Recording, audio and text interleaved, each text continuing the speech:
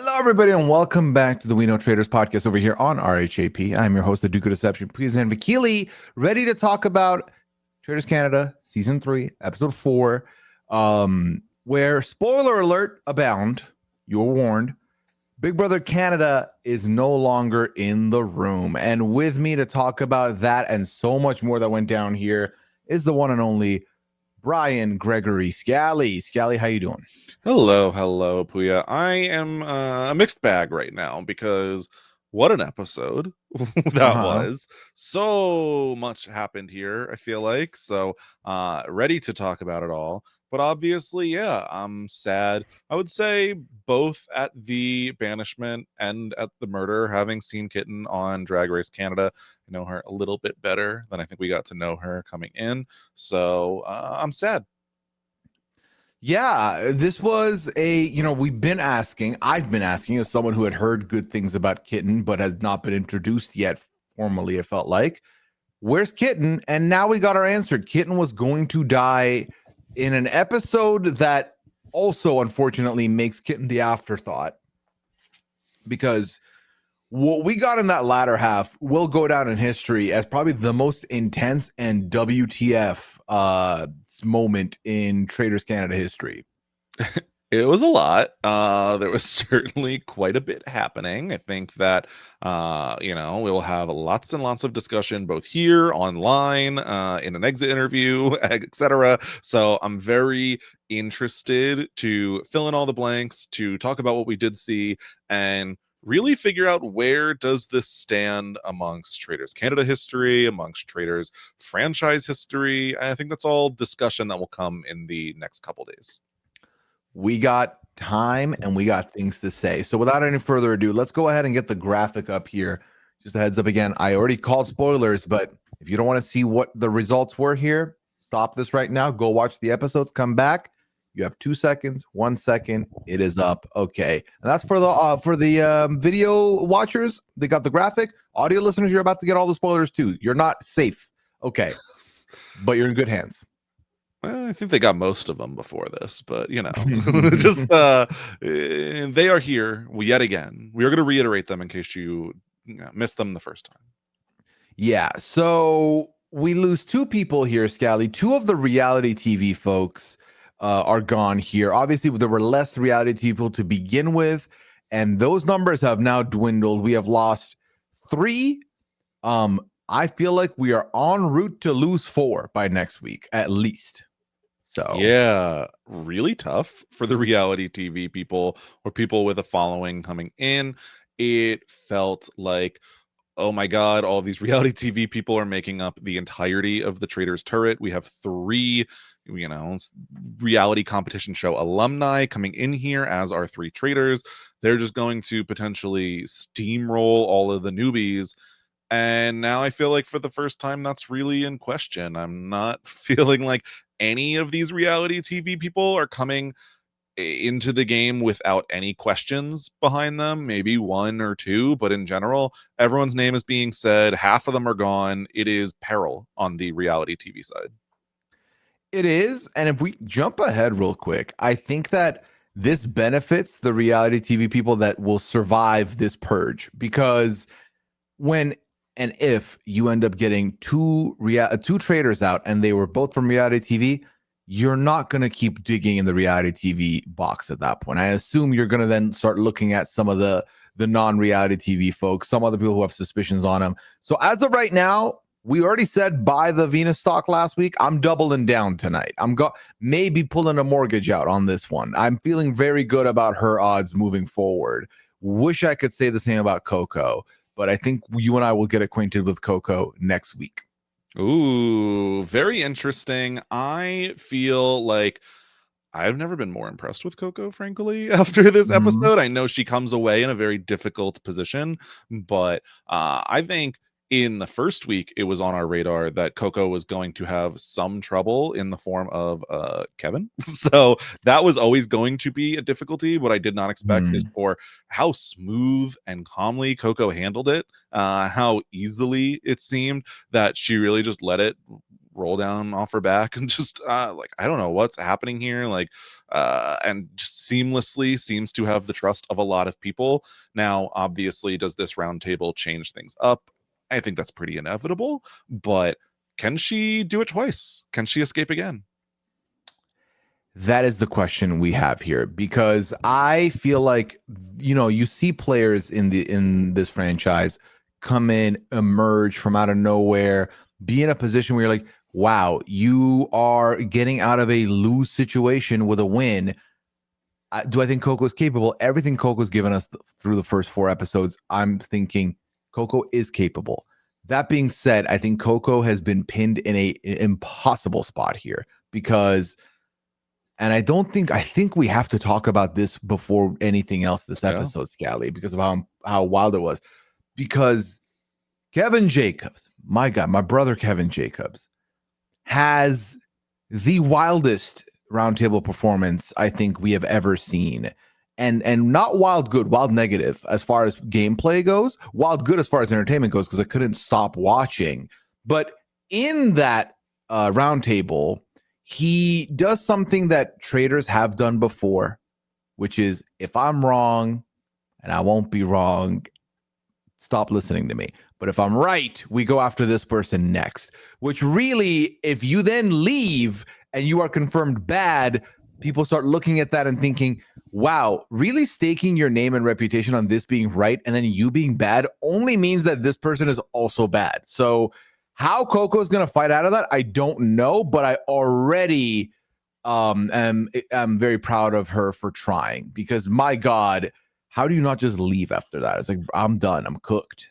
I'm trying to think of examples where faithfuls say this, and I'm struggling recently where this comes off successfully, where there is someone who is saying, if it is not this person that I am accusing and they are not a traitor, vote me out. I'm so confident that I'm willing to stake my life in the game. I feel like that's been a pretty traitor move for quite a little bit, has been the meta. And so I think, we can talk about who cares about past traitors, versions and facts, and we don't need Asfir here messing up another statistic on terms of how often this comes true. But to my recollection, I feel like it is next to 100% of the time that it is traitors on traitors violence, and one of the biggest telegraphs that you can do, almost. We're starting to get to a point where historically, I can use that word now, historically, almost, or a lot of seasons, you will find that the first traitor that leaves was pushed out by another traitor. So it's like using one traitor as bait to then take the other traitor out and double benefiting yourself. And I would say that if not for, some people very much showing us that they can subtly throw out a traitor's name or build up that suspense of like, I think it's this person, mount some evidence, but like not enough to, for it to come back to you. The issue is Kevin has wanted the Coco banishment from day one, to the point where I don't think there would be a single person in this castle outside of maybe Coco that didn't know who was the one floating Coco's name. It did seem like when he brings it to the roundtable that we're a little blindsided about what he was doing or which name he was going to put out there. Not enough had been done, but he had sowed enough seeds with people he trusted that they knew this is what he wanted. Yep. Yeah, Kevin had made it abundantly clear to us and certain people in the castle, at the very least to our knowledge, that there were very specific circumstances required for him to win this game, one of which, and a big one of which, was Ty being there and being in the traitor's turret. So when he loses that, it feels like he's not going to let another one of those circumstances go easily. And when the next biggest one looks like him being a traitor hunter catching Coco early on, I understand why he became a dog with a bone and could not put it down. But unfortunately, everyone's eyes in this house were on that dog. Yeah, this was, and it's very hard to not have everyone's eyes on you when you open the round table and then proceed to give a very confusing speech about facts, and then have people not feel like you presented them facts, and then have people really see a different side of you that they may not have seen so far. Like, I think he genuinely shell-shocked a bunch of people at that roundtable to the point where they were like, listen, I was going with you. I do not think I can do that anymore. I got to jump ship here because this is a lot. Because I think that I understood, like, as a viewer, I understood what he was setting up, right? Which was, in the last 2 seasons of Traitors Canada, a traitor has won. The last season of Traitors Canada, a Big Brother Canada traitor has won. I do not think they would want to repeat. I think they want something fresh. So I think that's why I have been made a faithful, and I have been doing some detective work or what, and then you proceed to go.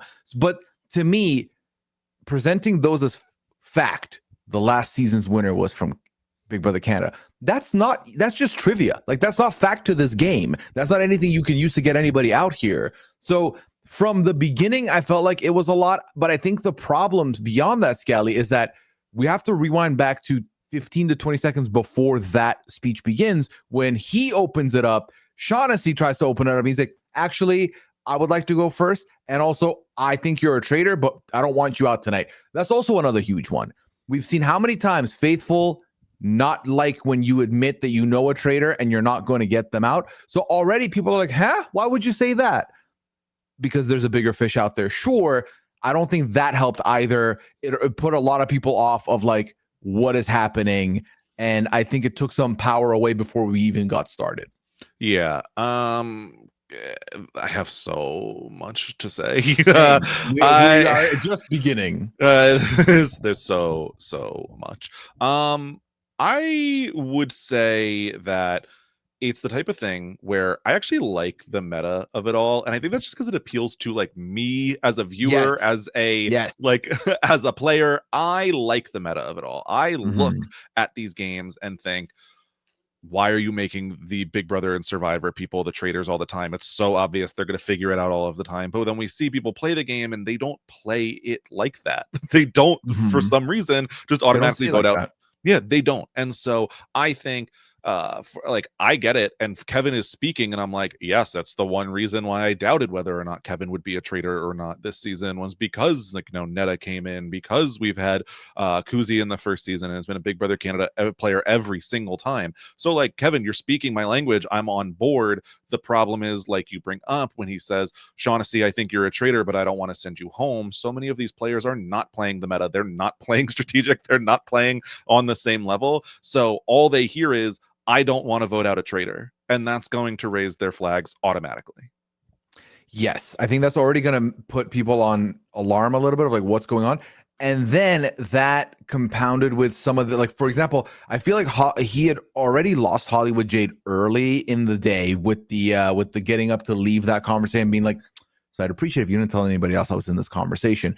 That was already a red flag. And then I think this just completely throws Hollywood Jade. Like, Hollywood Jade was done with Kevin before Kevin even got his first like bit of sentence in. I think that it's difficult because I think for Kevin, and this is my read on him, obviously we're going to get to talk to him, so we'll understand a little bit more and get context to this. I think Kevin thinks in this moment he lost the game when Ty went out. I think because he saw it that way, he never could see the fact that he was doing well. I think he was doing well despite some of the things he was doing to himself, I think. I think it was very clear that Venus had him as her number one. I think Coco had him as her number one. The turret was looking good for him. And the personality was giving enough there that people were like gravitating towards that energy. He's doing fine. I think really the biggest thing we saw was Jericho being like, why would you think Kara's bad? That's weird. But then Jericho's the one bringing up Coco's name in front of Hollywood Jade, meaning Jericho's still willing to work with you. So I think he was in a good spot. I think because he thought his game was done after Ty left, he was like, I want to get a traitor out. I want to get a traitor out. I want to be a part of that. That's what I'm looking to do. Which I think was just unnecessary. I truly think he could have slow rolled from the first step on. And I think there's still every bit of chance one person wakes up one morning and goes, but wouldn't there be a Big Brother Canada person? Let's look at the winner of BB Can 10, shall we? That could happen.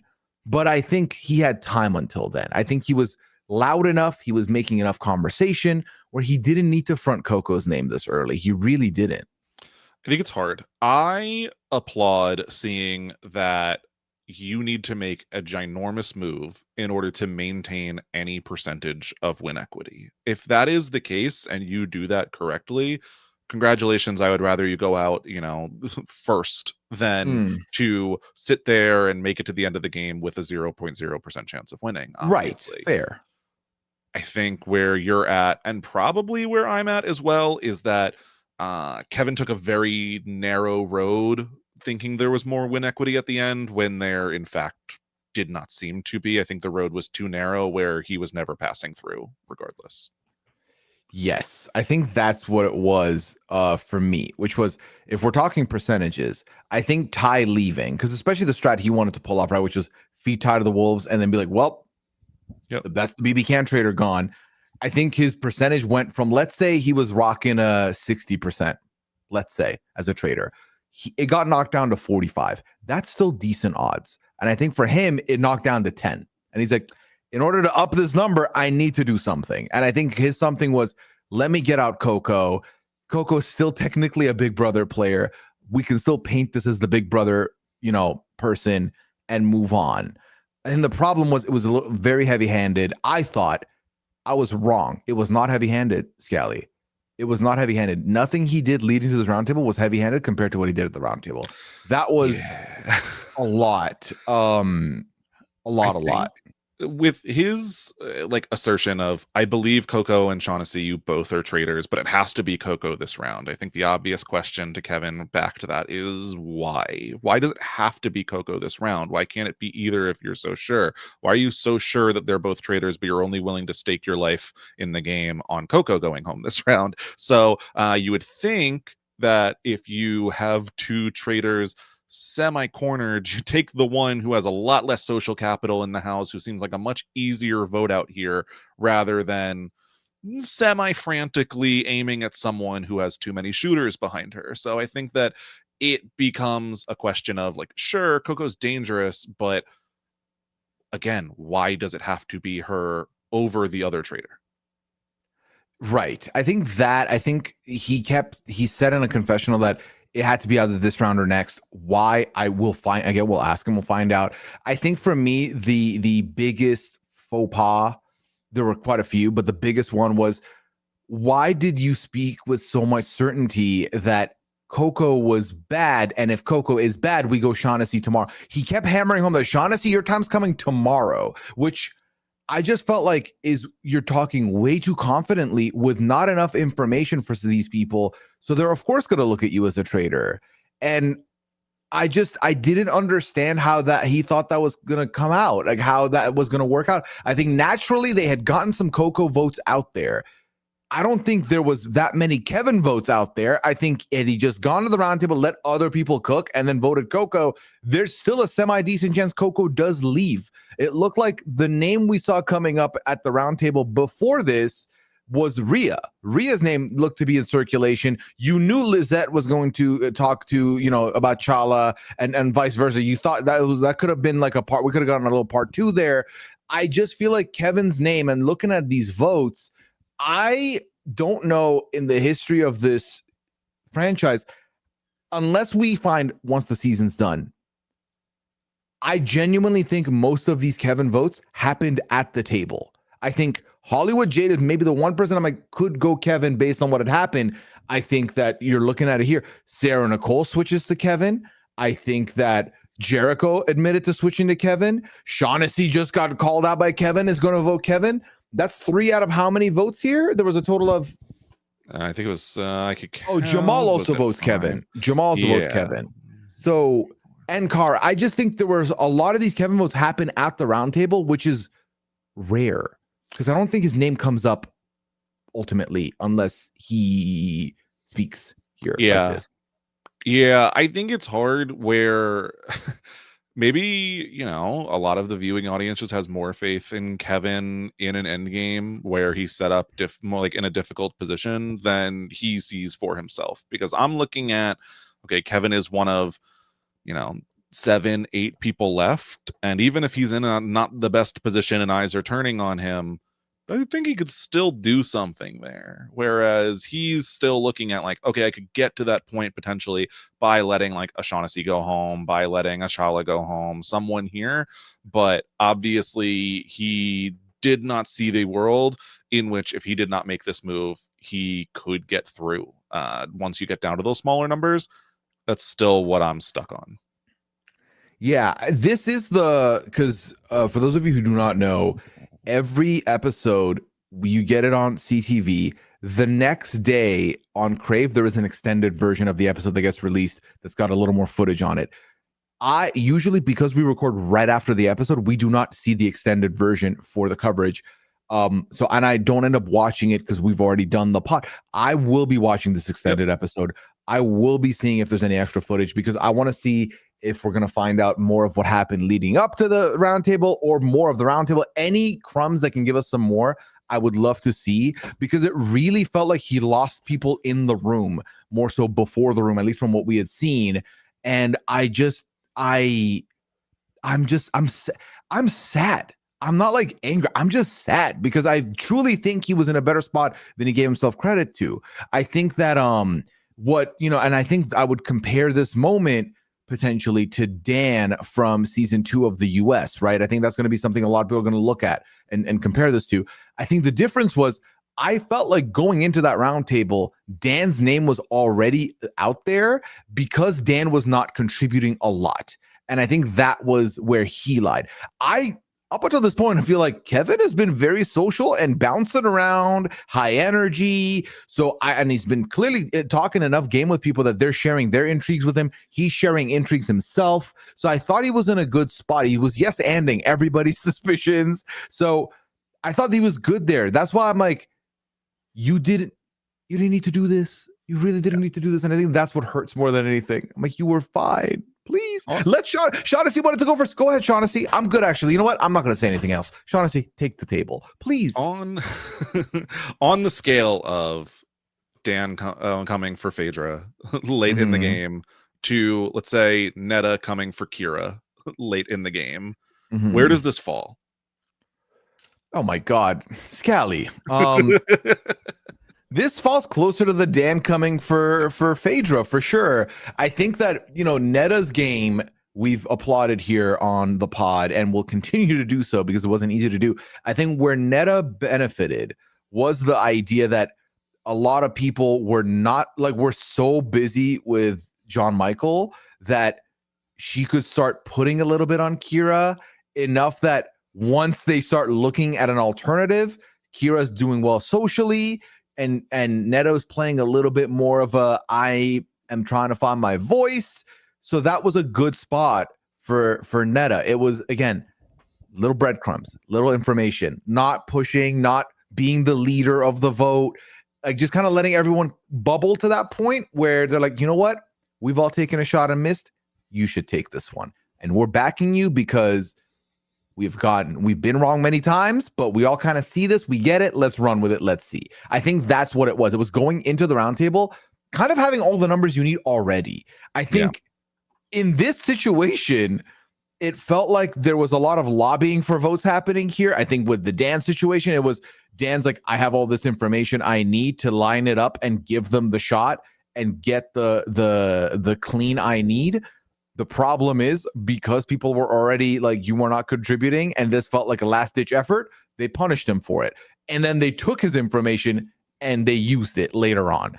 I think this does land closer to the Dan thing. I think the problem I have is that, I think that the foundation was set there, Scally, for it to be more of a Netta thing. Had he not pushed as hard as he did, if we're saying he pushed 85% strength, if he had pushed 35% strength, I think naturally Coco will eventually go. That's the read I have on the episodes. So the opportunity was there. It was there. To be clear, in case it wasn't, I'm putting Netta at like the top of the pack. Like that was bar. On a scale of 1 to 10, and 10 was the bar. Yeah, exactly. So I'm deciding, with Dan's move versus Kevin's move, which one I like better because I feel like Dan was forced into the move, whereas Kevin took the opportunity before he really needed to. And so, Mhm. do I like that? Do I give Dan points for the fact that like he didn't necessarily want to do this, maybe, but his hand was forced, versus Kevin going out of his way to make this move? But I also think that I can look at Kevin trying to improve his spot in the game and actively playing the game as all positive. So I'm still a Mhm. little torn. I think overall, I have Dan's as worse, personally. I think the thing that people may forget about that also is the lead up to that, where they fumbled a murder, and like they like went after someone who had a shield, and like there Yeah. was already, and like the bait from Pilot Pete that was caught, like there was a lot of mistakes that led to enough eyes to now be on him that the Hail Mary was not going to Hail Mary at that point.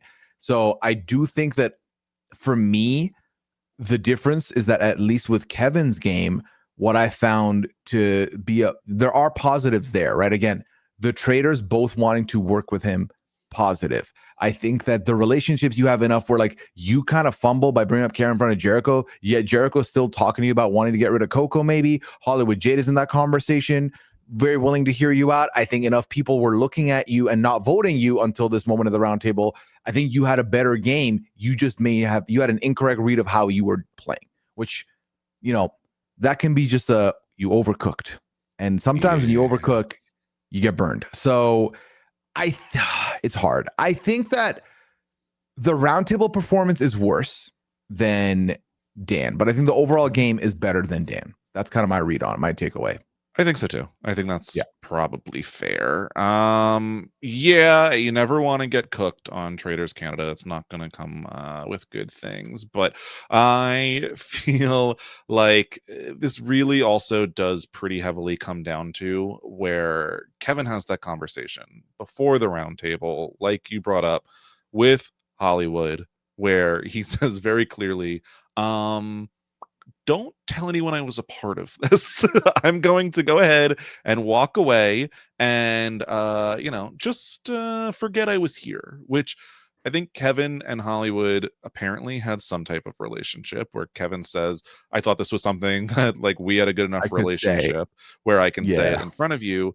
But Kevin also eliminated Hollywood in the game that same day. So that relationship might have been strained unbeknownst to Kevin Mhm. already. So I think it is probably Hollywood that almost does Kevin in here, whether knowingly, whether because these suspicions were well founded. I think Hollywood was not thrilled with Kevin and also thought that he was making some pretty sketchy cases at best. So yeah, I think I can give a lot of credit to Hollywood here, I feel like. Yeah, I think that what we saw, I definitely would also co-sign the Hollywood credit here as well. And Hollywood has been the one person that keeps referencing season 2 until Kevin does at the roundtable, where Hollywood kept saying, I don't want to be another season 2. I don't want to be another season 2." And then by the end of the episode says, "We're not season 2, baby. Like we got this." So congratulations to season 3. Y'all have made sure that season 2 still has the worst track record in Traitors Canada as far as getting out of Traitor.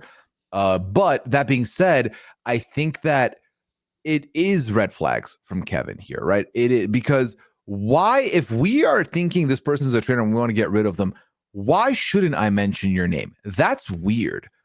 Like that is a very hard thing to answer. I think the other thing that we saw Kevin do later on, I forget who he was chatting with, but he was still being a little bit sheepish, a little bit like cagey, and then was like, I don't want this to get out because I don't want to get murdered. I'm afraid of getting murdered. And was like, you will not get murdered. You have a shield. I was like, well, I've seen this dance before.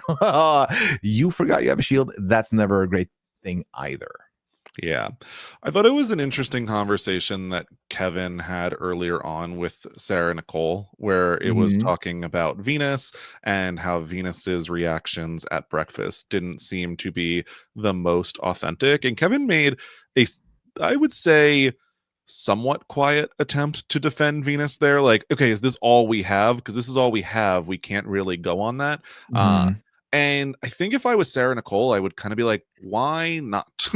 I don't have anything else. And this feels Right. pretty decent to me. So I get that we could go for someone like, and if Kevin was saying, like, well, why don't we take care of Chala first and then start figuring out, like, there is already harder evidence there. But then when that is followed up with, like, well, I think it's Coco. Okay, well, I feel like I had harder evidence than you seem to on Coco. So it's a tough sell. Yeah, I think that's difficult. I think now, having seen Kevin leave the game after that episode, after this moment, I think that this ultimately should come back as a bit of a net positive for Venus, because if, and I think they will, follow the breadcrumbs over to Coco, banish Coco next round, I think that will then make them look at, if Shaughnessy's still there, be like, all right, well, he kind of gave us the map. They go Shaughnessy. I don't think they're looking at Venus for a while here. And I think that is good. I think by then, if Venus can get Sarah Nicole murdered, that is also not a bad call on her part. To be clear, we said they should look at Sarah Nicole last week because we were told Sarah Nicole has a whole coalition and a whole army. Why is she still here then? Let's get rid of her. But alas, yeah. It's no, it's tough. It's I feel like it was a series of unfortunate events that were piling up, and I think we saw them coming a little bit in the couple weeks where we were questioning this move on Coco, questioning, trying to a couple different moves, whether it be skipping around the house, flying the necklace around, etc. I think there were warning signs, but ultimately tonight, I think, is what does him in. I think so. I think, again, I said this earlier, but I will repeat it here because it truly is how I feel. I can't even look at some of the negative things or not good game move things that happened, because I truly think the smoking gun was this roundtable, like, over anything else. Because I think for a lot of the other things he was doing, there wasn't enough, or not, it wasn't enough that people were looking at him or talking about him to that extent. It was the behavior at this roundtable that really set it all off, and was the domino that really, made everything crumble. Yeah. So to the point where Kevin's hamstring is in full spasm. Oh my God. Can't get up. Just a medical emergency where Dom and Karine have to carry him to the front of the room, essentially, so he can deliver his speech. And, didn't expect anything less from Kevin. Totally owns it. He's a traitor baby, and, not a winter baby, but a traitor baby, and walks out of the room. Yeah, if there's one thing that I do know about Kevin Jacobs, is the man loves good television, loves messy television, loves chaotic television. He even says as much in his parting confessional. And so I'm not surprised that he didn't take it personally. He didn't seem angry because, you and I have played Among Us. We played Goose Goose Duck. We played you got to convince people to vote someone out. I've had moments where I'm annoyed that people didn't believe me because everything I said made sense. Mind you, I'm also bad in those situations. And I'm like, we're going to play a new game in 4 minutes, but I'm mad at y'all. The man got up, took it on the chin, left. I'm sure will be very much open about talking about anything. He's not going to and that I can appreciate. It's very hard to play a game like this and then have it go this way and then still smile after that. And let me tell you, the man was smiling. For sure. I feel like it's tough where I think that the individual rounds of the Traitors is like you can put more skill on those. I think there is skill in the round table. I think there is skill in strategic maneuvering and relationships and stuff. I do think that there is definitely a degree of luck in all of these games, including the Traitors. And so more than other shows, I might add, for the Traitors personally, but yeah. I would agree. So I think it is a little bit of an easier pill to swallow when you are already a winner of a different show, very well known for your game on that show, that okay, I got to come here, this was bonus, I'm very excited, I had fun. And it would have been nice if it turned out differently, but I don't think Kevin would have rather gone out any other way. I have to imagine that coming in as a winner of a franchise whose last player to play this game won as a traitor, you have to imagine just getting asked and making your way to the castle. You're like, okay, I'm on borrowed time, so I just got to make my moment count. I just have to have a good time and, like, make a splash. So I think you made a splash, my friend, because this will be a roundtable we're going to talk about for seasons to come. I can't imagine this if somehow, Scally, we come back next week and next week's roundtable tops this, I'll be floored. I'll be absolutely floored. Yeah. And then I will say this is the most chaotic season of all time, and we're only on episode 5, and I should get the crown for that. So we'll see. That's so true. Yeah, all the talk of we're not season 2, we're not season 2. Season 2 was a very good season. So let's. I hope we're season 2. I hope we have another season 2 on our hands. Season 2 was also loud, chaotic, wrong, but on the faithful side. So could we get the faithfuls are loud, wrong, but are getting traitors out and getting money added to the pot? Maybe. Which, Scally, first time so far this season, $10,000 has been added to the prize pot as a result of getting out a traitor. Super exciting. Even as someone who probably wouldn't let this affect my game, I would be thrilled in the moment, jumping up and down. I'd be very excited about the prospect of $10,000 getting added to the pot. So fun to watch all of their reactions. Everyone had a very stressful, maybe confusing roundtable, especially, I would say, only evidenced by the fact that the vote was like a 5-3-3-1-1-1-1-1-1-1-1 vote. So the final stress relief on top of getting $10,000, very exciting. Extremely exciting. Yeah. I do like that we kind of nailed the prediction from last week, which was this is there to entice them. This isn't a you got a traitor, here's the money. It ended up being both, but yeah. The first thing was the enticing. So we win that bet. Scally, not to take away from clearly the main story of this episode, but I would like to revisit two people who I thought patched things up before we got to the round table. Can we talk about Chala and Lisette, and specifically the fact that after the mission, they finally had their talk and quote unquote moved on from the pointing at each other? It was interesting. Now, I loved for Lisette to come into breakfast and just immediately start throwing out facts and Asphere and why did this happen and you're all wrong and I know Meredith's going home because I'm getting framed. And so Lisette has been super fun, very excited. And so for her to immediately try to talk to Shala and have a conversation only to be put towards we'll do this later, very fun energy immediately. Hard agree. It was so funny, and this is the feud that keeps on delivering, quite frankly. And I'm so happy that the Traitors recognize this, because I do not want you to frame any of these lovely people. I need them all to stay in as long as possible. I need one of them to win the battle, the war, the round table. That's the only way they're allowed to leave. Please do not murder them in the night, because that will be a detriment to our entertainment. Yeah, and like you said, they do make up here, and it feels so fast in comparison to everything else, where they have a little bit of a conversation. Chala says like, oh, it's just a little misunderstanding. Lisette said that it seems genuine, so we're good, we're fine, we're still voting for each other at the round table.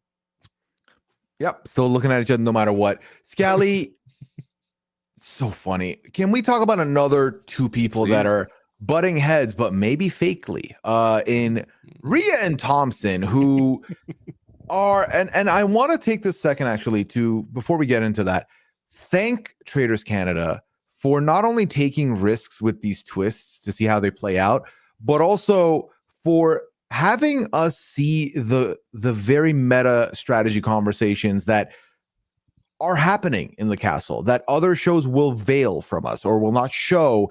I'm so grateful that we do get to see it. We do hear Omer cry about losing his traitor angel. We do hear Ria talk about how, hey, if we keep faking this, that could get us to the top too. Like, let's keep doing that. Or Ria and Thompson. So I like seeing strats like that. We saw this last year and we're seeing more of it now. And I'm very grateful for that. Scally, talk to me about the fact that, do we agree? Ria and Thompson were not fake looking at each other until after the round table. That's what it seemed like to me. I was Okay. floored. It felt like if I had to name the person who was looked at as the number one faithful in the group, I would have said Ria very recently. So for that all of a sudden to turn on, Thompson is throwing out Ria's name. You know who I'm looking at? Ria. Yeah, okay, Coco, Kevin, whatever. Let's talk about Ria. I was like, Thompson, my guy, what are we doing here? I was very shocked. But for it to manifest in such a way that we had Ria very upset, frustrated that Thompson is throwing her name around and not coming to her face and talking about it, for there to be accusations of this all being a big acting scheme that Ria is putting on. Oh my I God. love. First of all, the Ottawa Citizen getting mentioned on the Traitors was a very weird moment for me. I was like, I know that newspaper. That being said, she was like my Legally Blonde musical where I got a horrible review in the Ottawa Citizen. That acting job, that acting history, and I thought, wow, y'all really made her call herself out like that. That's mean. So freaking funny. And she's like, I had a company role. So I'm like, please, what background actor was Ria? Like, I'm so obsessed with the Yeah. fact that you can be like an extra in a local play and just get accused of having this mastermind acting. So I am not taking it too seriously, but it's making me get to know both of them and really enjoy both of them even more than I already was. So more of this, even if it's fake, I'm happy.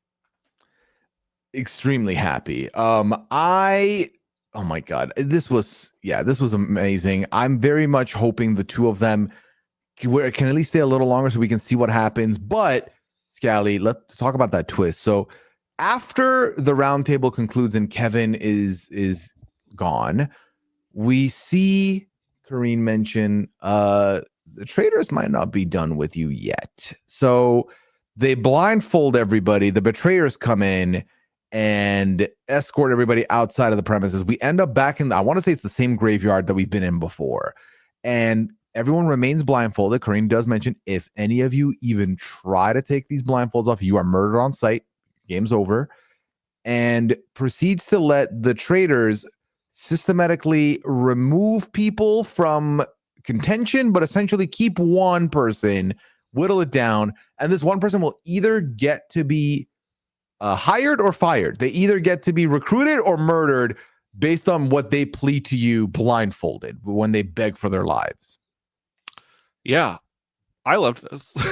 I really enjoyed all of a sudden the lights start flickering. They're led out blindfolded to the graveyard, and you have the traitors just like pointing at a random person and being like, undecided. I'm not really sure. Like, yeah, thumbs up, thumbs down, get him out of here. Was super funny. I really enjoyed all of the little cuts there for it to narrow down, narrow down, narrow down, and to be left with Thompson, of all people, at the end. And we have to figure out what is Thompson's plea for his life. And I'll say, Pooya, I don't think Thompson did a great job at his plea. Oh, he didn't? Why is that, Scally? I am enjoying Thompson.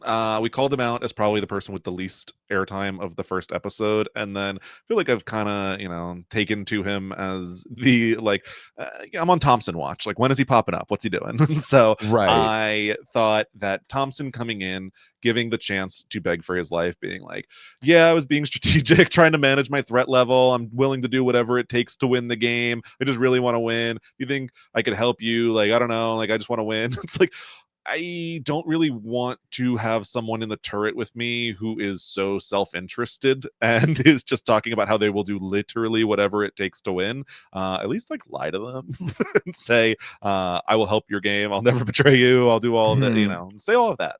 I think that gets lost in translation because I do think he intended to be like, listen, I'm so motivated to win that if you bring me in, I want to win with you. So bring me in. Let's do this. Let's win. But I don't think it came across. To me, it came across this man wants to win at any price, meaning Yep. if next morning people are saying my name, he might be like, yeah, let's do that because it's not his name. So the question of is he going to be recruited or murdered? Where do you stand on that prediction?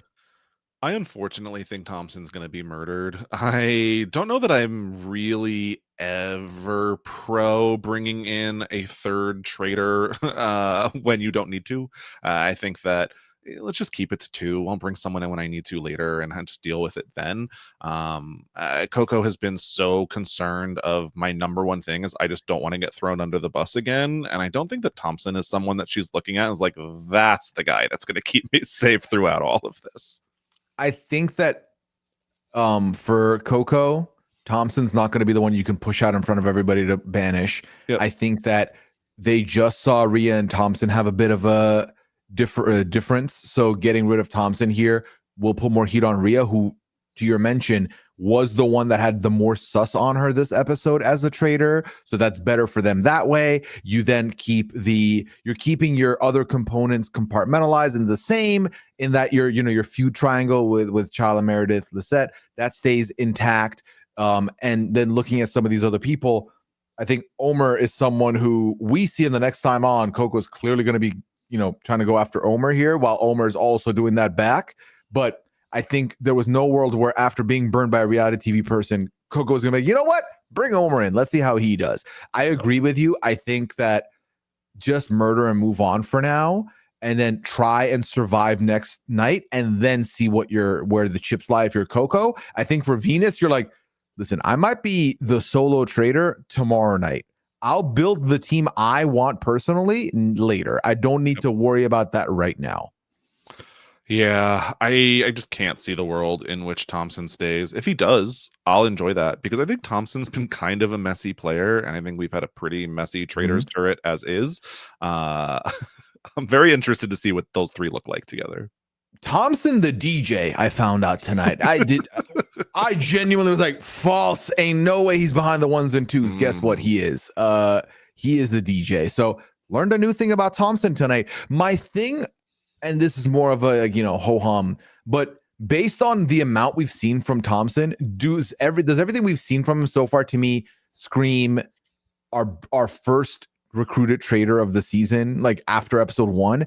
And I think survey says no, but weirder things have happened. So if we do keep, I've changed my tune. Episode 1, if you had told me that Thompson was going to be in a murder or recruit situation, I would have been like, okay, so bye, like that's fine, no offense, but now we've got to see him a little bit more. I'm intrigued with this Ria Thompson thing. I want it to stick around, and I'd be intrigued how that works.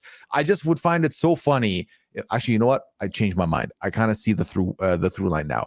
Remember when Venus gave rungs to Thompson to keep him alive and was like, I think we should keep him because I think we can kick him out later.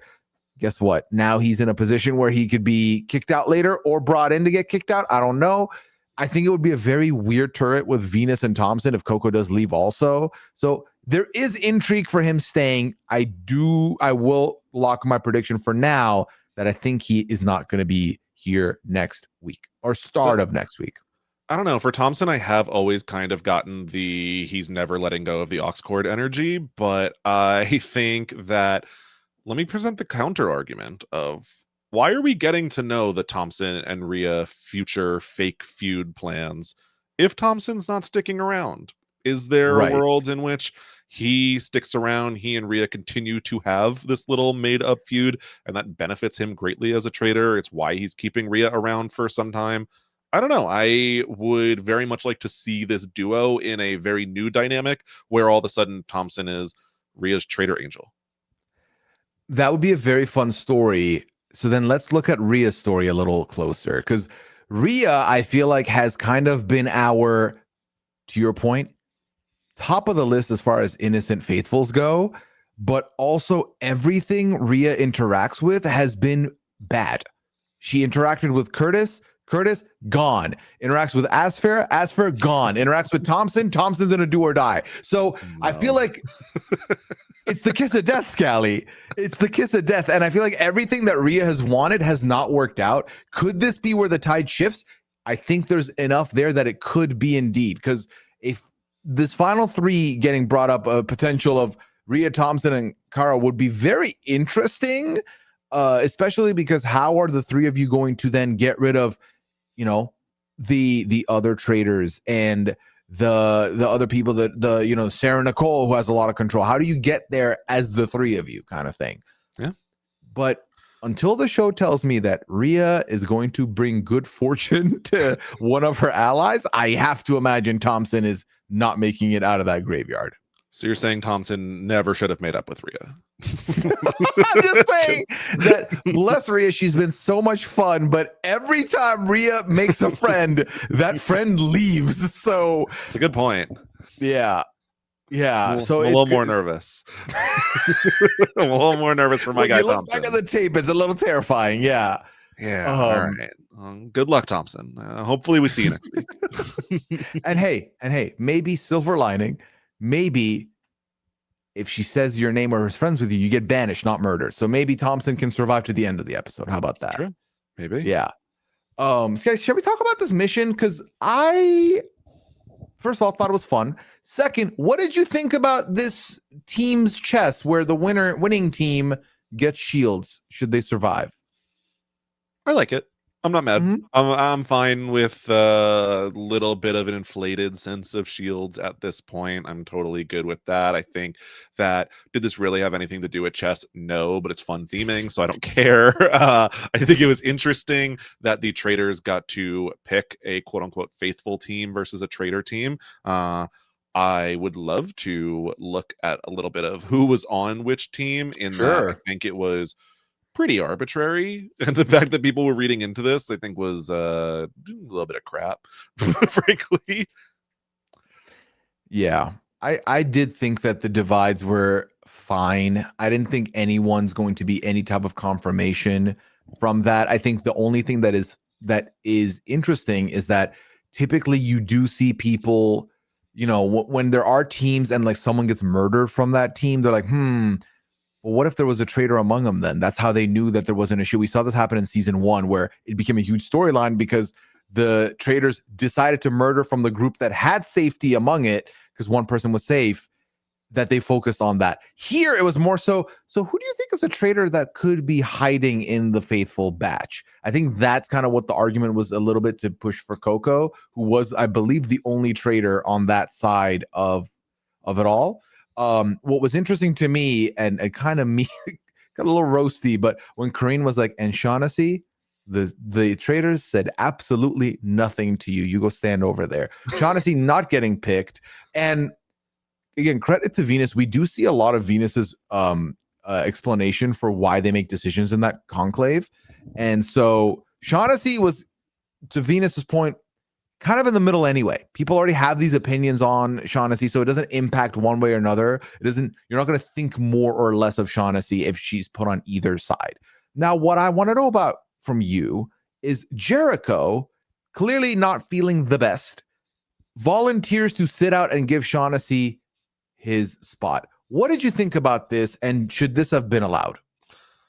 I think it's fine. Ultimately, okay. I don't think that this really had a huge impact on things. I think, let's say Jericho didn't feel well and there was no leftover team member, I think it's like, okay, your team just starts at a disadvantage. But I have no real problem, for all we knew. Like, this was pretty arbitrary in terms of how the teams were split up. I mean, Chala was put on the list of most innocent when they've been accused every single week with tons and tons of facts. So whereas, like, let's say Dom or Ria were the most suspicious traitors, so which I don't think is super accurate. So the fact that Shaughnessy gets subbed in for Jericho, like, Kareen already read her. She already was like, yeah, they thought nothing of you. So, like, they actually kind of forgot you were here, so they left you on the side. Like, we got the good read in from Kareen. And so evening out the numbers, fine with me. That's fine. Yeah, the only place where I have a bit of a qualm with it is I felt like if the traitors did not want Shaughnessy to end up with a shield because they wanted Shaughnessy there for murder, the game mechanic has now given Shaughnessy a chance. And if Shaughnessy wins a shield and you wanted Shaughnessy gone, then on the traitors, it's kind of unfair for the traitors who made this decision. It ultimately didn't matter. The other thing that could have been funny would have been Shaughnessy ends up being the last one surviving on the team she's put on here. And if she somehow mounted a comeback and was the only shield holder, that would have also been very funny to me. That did happen. But we had some fun true or false statements be put out here. A couple of truths. We already talked about how Thompson is a DJ Thompson out here. What are some of the other ones that really stuck out to you? I would say that I was surprised that Kevin Jacobs has not been banned from a casino, as everyone else thought. It seemed very possible. I felt like, well, I think Shawnee was like, "There's no way. How has he not been banned?" I was like, I feel like I don't know anybody who's been banned. Is it that commonplace that someone could be banned? What bothered me more than anything, Scally, is grown man Omer Zahir did not tie his shoes until he was 18. And that's not even the part that bothers me. It's that he still wore shoelace shoes and had his dad do it for him. I was like, just wear slip-ons at that point. For me, I thought this was a lie, but I thought it was that Omer just still didn't know how to tie his shoes. So that was what tripped me up here. Oh my God. This wasn't that shocking to me. Omer, come on. Like, don't you need the steady hands for what? Anyway, it's fun. I thought it was interesting that they picked a lot of facts that seemed like had already been discussed in the manor. The fact that it's like, oh, well, Coco's telling everybody about the dirty book she loves to read, so we all already know this. I would think they'd be a little more on top of that. You'd think they have a couple they can switch out and use between, right? Well, it also felt like they didn't know. It's not like they had given them facts, because Meredith was very nervous that what they were going to reveal. If I'm Coco, I'm fuming. I'm like, y'all just know this about me. I'm sorry, is kind of hilarious that Meredith thought the show was going to out her. Like, I don't think they're going to do that. Even if you're out in real life, I don't think the show is going to out you to the other contestants. Yeah, like you are clearly part of a very big twist. They do not want this to be gone. Absolutely not. I also really, really liked Kara in this mission, when I think it was to do with, and I have it here on my notes. Who was Kara's true or false about? Kara's true. It was Jamal. They chose Jamal because Kara was like, I know Jamal. And then the statement was, as a child, I wanted to become a plastic surgeon. And then you hear her go, I don't know Jamal that well. To be fair. Which, by the way, she proceeded to get it right. That's true. That is true. I would say, to be fair, I don't know anyone well enough to know that they wanted to be a plastic surgeon as a child, I guess. So fair for Kara. Not a fact I would have thought of. Right. I've known you for 6 years now. I've been really good friends with you for 4 or 5 years. I still don't know what your middle name is. That's true. So it'll stay that way. No, it won't. You said you would tell me if I'm wrong. If you get it right, you just won't get it right. If I get it right, okay. Yeah. Brian Riley Scally. Shall we proceed? No, that's not it. So it's fine. Doesn't matter. It's no big deal. Also, I did like the subtle flex from Sarah Nicole. So Sarah Nicole's true or false was, I've been on 6 magazine covers, and when answered true, she replied, I actually don't know if this is true or not. I think it's true, which to me is, flex. Let them know that you've lost count. It's happened so many times. I mean, to be fair, I don't know if I've been on the cover of 6 magazines or not either. So it's possible. There's I know of one, actually, but you've been on the cover of a magazine, Scally? Yeah, don't worry about it. No, stop making. We are too good of friends for you to remain a mystery to me. To the viewers, I get, but I should know stuff. Yeah, well, at least one. Yeah. Was it Ketchup Magazine? Okay, well, I'm gonna go. Yes. Heinz Kid of the Year. Like, what was it? No, some business thing. Oh snap! Okay, Scally. But yeah. Okay. This was, I thought, a very fun way. Also, we often hear people complain about how the formatting of the Traitors, there is not enough information out there for them to use. I do like this as a mechanic to give them something to mull over, at least, because I do think it shocks them to hear, oh, I never would have thought Venus is a fan of skydiving or skydiving expert. And I was like, I never knew Venus skydived. I don't know how. Like, I follow her on Instagram. I've never seen it. Maybe I've missed it, but I was like, okay, I learned a new thing also. But then does that get read as, wow, so Venus, bit of an adrenaline junkie, perhaps, Mm. you know, is very unafraid, very courageous? Are these traits that I think I didn't see in her before, and now I see? Does that put her in a new light? So I like that they have something to work with. I think it's if I am someone there, and this is Mm-hmm. something I'm also learning about Venus, and I am Mm-hmm. learning this for the first time in game.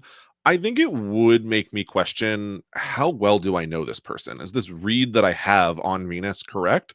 Because I would not have clocked that. And what else am I not clocking? Not that her being a skydive expert really leads to Venus as a traitor, but now I'm starting to question a lot of things that I know about her. Yeah, well, and I think that not all fact or fictions were equal here, right? Sure. Because I think, for example, Meredith's being, I learned to pick locks as a teenager. If that was true, I think that some people do look at Meredith a little sideways because, like, doing naughty stuff, you were very willing to be a traitor Yep. then. You know, that's a good immediate go through. Whereas I don't think there was a single person, whether or not Coco had revealed, that was going to be like, you like erotic fantasy novels? Kind of sus. I don't think that happens. So, yeah, I don't think that happens. No. Liking erotic fantasy novels, it's so mainstream. First of all, like literally everyone is reading like A Court of Thorns and Roses and stuff like that. But it would have been really funny if it was false, and it's just like, oh yeah, Coco's a huge fan of erotic novels, and she's like, no, I'm not. I don't like this.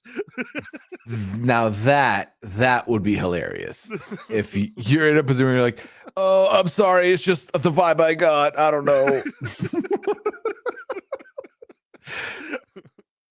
Coco's like, what vibe am I giving off that like you think I'm reading this or I'm into this? I think it is like somewhat gameable, and like, is this something that the show would make up for one of its contestants? Like, would they put that on someone? Is this too general? Is like, what is the Mm-hmm. vibe? Because I do think that there were some that were a little more specific than others. I wonder if because I feel like in order to do this, you have to, they have to be somewhat believable also. And some of these could not be, and they can't be like, okay, well, we'll use this fact that is actually Thompson's for like Jericho. I don't think they do that either. No. So I wonder where if there was a team in the back that was like, all right, let's come up with some fun facts or fact or fictions that could be workable here. Yeah, we had quite a few people like have like Natalie had an epic fail that went viral, which I was like, okay, what, that could be one, but it was not. Ria's one was, I made a mistake and ended up on the news, which we were told false, but then the Ottawa Citizen did make a critique of her performance. So was, I guess, not a mistake critique, a different critique, perhaps.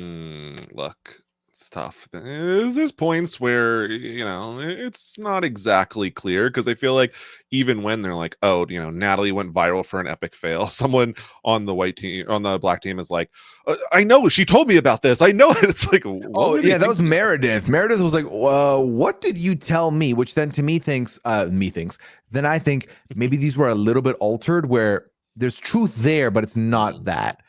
Um, like imagine the production team was like, "I'm sorry, but like 100 likes is not viral. We're not going to count that." Like, was it that? Did they pocket watch the analytics and we're like, "No, that doesn't count." Yeah. In this circle, actually, 2,000 Mhm. likes is not as impressive as your hometown circle. Also, is epic fail and meme different? Where they're like, nope, that was a meme. You got memed. That was not an epic That's a good fail. point. It's a good Yeah, point. we'll find out in the future, It hopefully. was a Because mediocre fail, not quite epic. I will be asking Natalie two questions locked in already. And number one is there some kind of meme that you went viral for or epic fail? Okay. And then two is, can I get the clip? Can I see it, please? I'm curious. Fair I enough. can't help myself. Yeah. All right. What else is there to speak on, Scally, if you feel like we've missed anything? It's tough. I feel like we did do a good job of getting through Mhm. most. everything. Mm, What do you got? okay, so I think the one last thing I have is I want to talk a little bit more about Coco and where Coco's landing is Yes. moving forward. Because I felt like the minute Kevin did the hard push and then got banished instead, that Coco's game is hanging in the balance. And then this only got confirmed when we saw Omer talk about it, and then we saw Jericho talk about it. And I think that even if Omer had any hopes or thoughts of, okay, well, I'll move on to this traitor, Angel, that goes out the window when we see what we see in the next time on. So I just feel bad for Coco, I think, because I feel like Coco, while having some suspicions, I don't think we'll, because of how early Kevin was planting those seeds, I don't think we'll ever truly know how much of it was suspicion from Coco being Coco and how much of it was from here. But I think 100% of Coco leaving, in the event Coco does leave next week, is the traitor on traitor accusation that we see happen a lot. Yeah. I know it frustrates a lot of people, and they're like, there has to be a way to ban like traitor on traitor violence. Like, it's bullshit now. Because I'm sad that Coco may go out as something that Mhm. is largely not her fault. Obviously, you can argue she should have done a better job with Kevin. She should have made sure that this Mhm. didn't happen. But I mourn the potential loss of Coco's game that we are going to get from this moment. Mhm. But I think that there's no way that you could restrict that accurately. There, you could not ever. Like, I would not want to try to restrict the traitor on traitor violence. I think that it's part of the show. I think that it is just the meta, and I think that it so rarely works out for traitors that they really Mhm. should start thinking about not doing it. Right. I think the only real rule there is in the game as far as being a traitor goes is you cannot tell anybody you are a traitor. To confirm that, then you are not allowed to tell them, and in the turret or in the conclave with me are these other two people. Yep. That's the only rule they have. Everything else is fair game. They can throw each other's names out there. They can push to vote each other out. I think I've always been fine with that. That being said, the more we see traitor on traitor be the only evidence and the only thing that the faithful can use to push out traitors, should there be a financial incentive for the traitors to stick together, perhaps? You know, maybe not all the way Ooh. to the end of the game, even if you don't want. But if you make it through this amount of weeks or this amount of cycles, you get an extra 10,000 that only gets added if you're at the end. You It's know? hard. I don't know, like, what the move would be. I mean, Mhm. taking out, like, budgeting realities, Mhm. Right, because you right, don't wanna right. make it just, "Okay, the traders will win the pot individually, and they won't have to split it," No. because I think part of the interest is, are they going to betray each other because they're greedy, not because it helps their game? Exactly. And Exactly. I like that. I Mhm. like when Same. they're just greedy and they're not doing it because spite mostly. Mhm. Not that I think that's what happened here. No. But I like, is like a 1.5 times multiplier. Obviously, none of this would ever happen, but Right. it's fun to theorize of what could be like a fun incentive that's not overpowered at the same time. And I think the other part of it is the show is touted so much and advertised so much as a faithful versus trader game that people are inclined to look at it as a team game. I think at the core of it, it has and always will be an individual game masked as a team game. Because even within those teams, you are incentivized to get rid of people to get Yep. closer to the victory yourself. Whether it's in a split pot as a faithful, you still need to make top four, you still need to make top three to win. As a trader, you need to be one of those top four to win. So if you're there with all your traders, good, you can split the money, or you can go for the whole pot solo, and that is also in your, in your benefit to do so. So for me, as much as if Coco does leave, I will feel bad for Coco, because I do think that Coco leaves because a fellow trader wanted Coco out. I think that when you sign up to play the traders, you understand that if I put that cloak on, people want me out from every direction. Not only is it I have to avoid the faithful sussing me, it's I have to make sure who I'm in bed with in the conclave is also not looking to get me out, because that's going to happen. And also, if you're pushing them out, then you're in a position where they can push you out just as bad. Or if you push them out and you fail, they look at you. So it's only unfortunate because I do think Coco intended to work with Kevin, more so than anything. Yeah. But I think Coco's name was out there enough with the Big Brother mentions, the being a finalist multiple times. There was some respect on the name being put already, which has to do with her credits and her abilities. But then I think that Kevin also did add quite a bit of weight. But it's the name of the game, y'all. They are traitors. Traitors do what? They betray. They are traitors. They do that. I have a couple questions in terms of predictions. Okay. Can Coco survive next week? Oof. I would. So, it's like one of those bets where they're saying if it happens, it's like $1,000 payout. Yep. I would bet $1 to get 1,000. I'm not betting more because I just don't see how, unless there's enough people that are feeling close with Coco that they're like, we can keep Coco one more round because we ain't getting murdered. Then I will hear a different conversation. I think what's interesting is that and if the next time on is to be trusted, Omer's the person that's going to be looked at as the alternative to Coco, right? That's the verses there. We'll learn a little bit more about what Omer's relationships look like, and that could maybe dictate things. But if you're asking me for a definitive, yes, Coco was there. No, Coco doesn't make it. I'm leaning on, I do not think Coco survives episode 5. I think I lean the same way. I'm not at the full 1,000 to 1 betting odds. I think that I have a decent amount of faith in her as a player. I'm looking at it as a good 75% this comes through, but 3 to 1 odds are not horrible. I still think that there is a chance she has really good relationships. There's a chance that she's able to do some good work throwing someone else under the bus. And there are other people in this, in this manner with tons of suspicion on them. So there is a way. I don't know if Omer is the right target here, but I think it leads me to my next question of, okay, whether it be next week or following, does Omer come away from this altercation with Coco fatally wounded, essentially? Can Omer's game survive a tussle with Coco?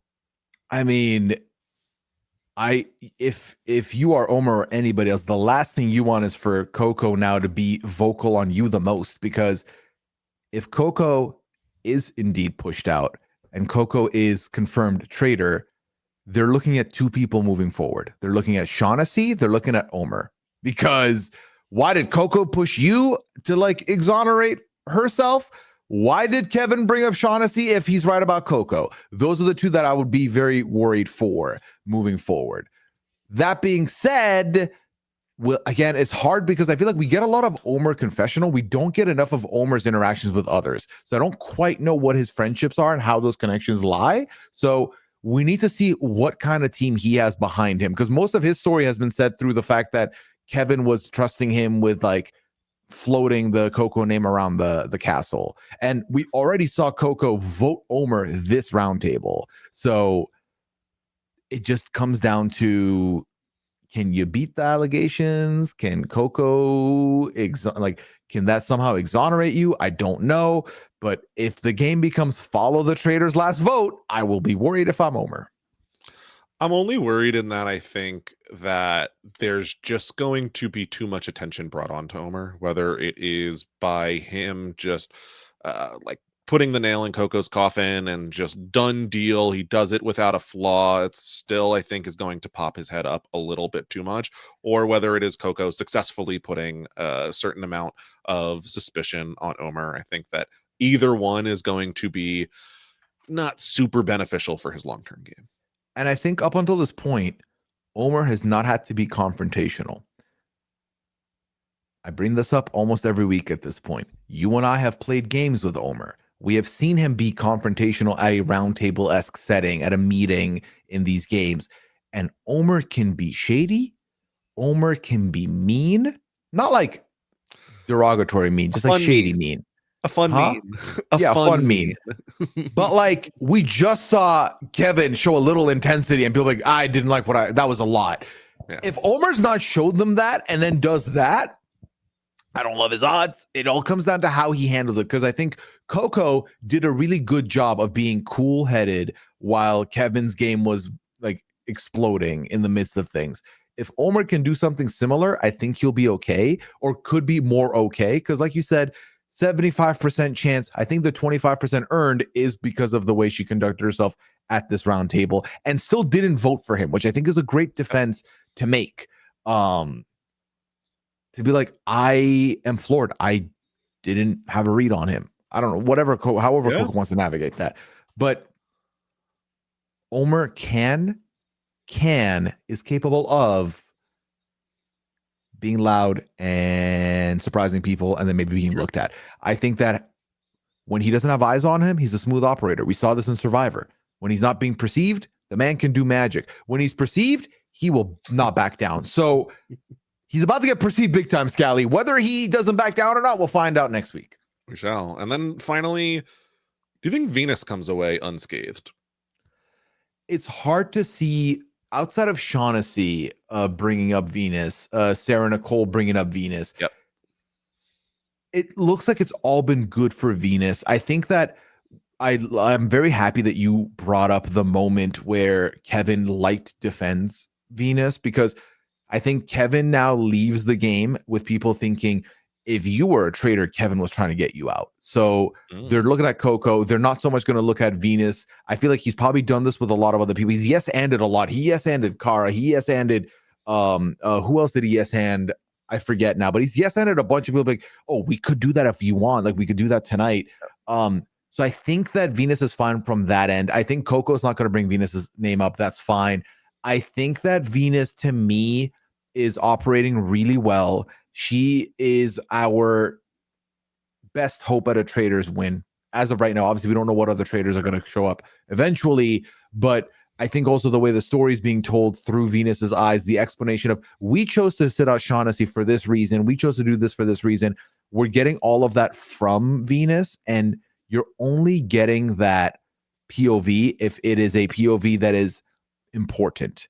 Now, edit part aside, our social reads on, I feel like Venus is cooking up a lot of goodwill with a lot of people and is doing the perfect balance of being vocal without being pushy. Even with her vote here, she prefaces it with, in a game where voices matter, if you are not being a voice, you're either a sneaky traitor or a bad faithful. And this happened when she then reveals her vote to be Shaughnessy. I think that's a great way to also be like, I don't know if you're good or bad, and we can talk about it, but you got to start speaking up because something's got to give here. I think those are all good arguments to be made. And part of me is like, I got to catch me. I'm like, am I being very positive because I'm biased on Venus? Maybe, but I truly believe what I'm saying. So yeah, I'm also obviously trying to remove my expectations of people from outside of the game for positive reasons. I thought it was very funny when Venus was like, if you've had a one-on-one conversation with Shaughnessy in this house, raise your hand. And it basically was like, see, no one. I was like, oh my god, she's already dead, Venus. Like, you made your point. But it was Shaughnessy got a lot this episode.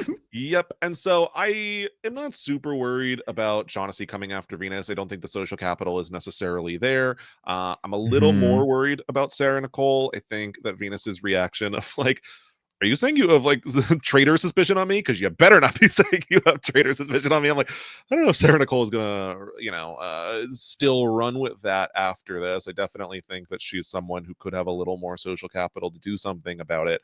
I don't think Coco is going to resort to throwing Venus under the bus. I don't think she's going to think that works, and I don't think that she is going to think that will help her long-term game anyway.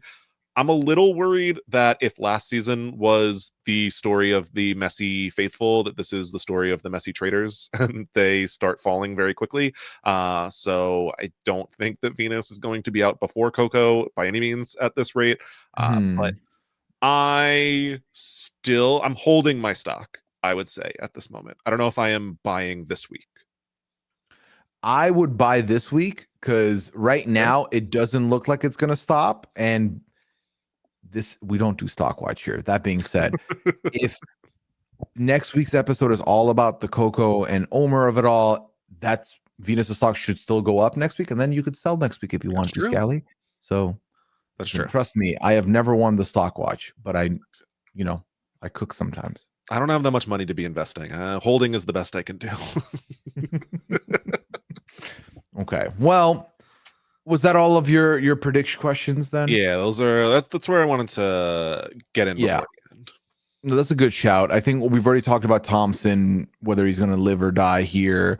I think we already know that, or it's alluded that's going to look like a Coco and Omer thing. So we already know what we feel about that there. And then it's a fun world if they're 20K up as faithfuls just on voting correctly. And you know what? I have one more prediction for you. Oh, okay. Who does Lizette vote for next week? Ooh. Okay, it's a 50-50 odds here right now. 50-50. I mean, Chala and Meredith are both still here. So I'm thinking still Chala, if I had to guess correctly. Okay. And is Chala still voting Lizette as well? I think yes. Okay, yes. There you go. And Natalie is still voting for Shaughnessy. So, which I think has been a continued streak, if I remember correctly. Yeah, Natalie, I didn't catch that. Yeah, still a Shaughnessy vote. Right? I believe believe she's been Shaughnessy all the way through. I would have to revisit, but I believe that's the case. Yeah. Yeah. Ultimately, when all was said and done, Coco caught 3 votes, and Shaughnessy also caught 3 votes. Yeah. It's interesting because, if you want to play Monday morning cornerback, if Kevin had just let the vote go for Shaughnessy, those 3 plus 3 does equal 6. So you could have made the push later or again. I think not that I think you would have gotten 5 in that case anyway. No, I did it feel like to you a little bit that it looked like the tide was going to go on to Shaughnessy, and Kevin in an attempt was like, no, we will get her. Trust me, but next time, because tonight we're getting Coco. And I was like, bro, just let Shaughnessy go. Like, let Shaughnessy go and then get out Coco later anyway. I think I guarantee you if Coco is bad, we go for Shaughnessy next. I don't think you need to do all that. Yeah, exactly. Anyway. I mean, he can't say, and if Shaughnessy's not bad, then vote me out next time, because he knows that's not the case. Right. So I understand why this is the preferred order, but in the world where he is a faithful, why is it so important? I understand Coco's very dangerous. Maybe you're threatened by her murdering you, but you wouldn't have had to step up if you just let Shaughnessy go, because she would have been going anyway. So yeah, kind of logic gets lost there. Exactly. All right. Well, Scally, always a delight for us to talk and break down this show. We'll be back with exit interviews with both the murdered and banished this week. So be on the lookout for those. But until they happen, Scally, where can people find you? What are the things you have going on at the moment? Ooh, people can find me over on the Free Agents podcast with Matt Ligori, talking about the challenge and the amazing race. So that's been super fun over on the Free Agents. And then otherwise on social media, whether it be Twitter at Brian_Scally, Blue Sky at Brian Scally, or Twitch at twitch.tv/bscally. Perfect. Thank you, Scally. Y'all can find me on all socials at Pooyaism, twitch.tv/Pooya. That's where I am when I'm not podcasting. Right now, I'm still talking 90 Day Fiance. We're still talking over on the Pooya and Liana Lounge, so make sure you check those out. And I just, with the release of the premiere date for Traitors US Season 4, we are officially starting our preseason coverage for that, beginning with myself and Bryce Isaiah talking about the first photos we got, the portraits of the contestants. We did our Issa Look podcast there, and I learned a lot about thumbs and how important thumbs are to these photos. So make sure you check that out. It was a very fun breakdown, and we will be doing our player profiles for each contestant this season as well. So that's going to come at some point in the next month to 2 months before the season begins. So be on the lookout for those as well. Y'all, thank you so much. I really do appreciate it. We'll be back with exits soon, but until then, take care. Have a good one. Bye.